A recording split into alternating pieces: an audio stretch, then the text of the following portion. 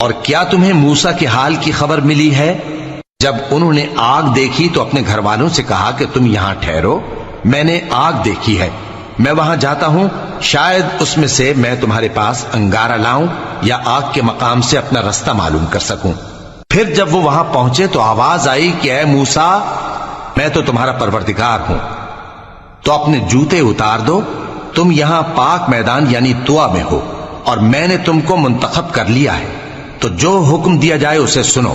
بے شک میں ہی اللہ ہوں، میرے سوا کوئی معبود نہیں، تو میری عبادت کیا کرو اور میری یاد کے لیے نماز پڑھا کرو۔ قیامت یقیناً آنے والی ہے، میں چاہتا ہوں کہ اس کے وقت کو پوشیدہ رکھوں تاکہ ہر شخص جو کوشش کرے اس کا بدلہ پائے، تو جو شخص اس پر ایمان نہیں رکھتا اور اپنی خواہش کے پیچھے چلتا ہے، کہیں تم کو اس کے یقین سے روک نہ دے،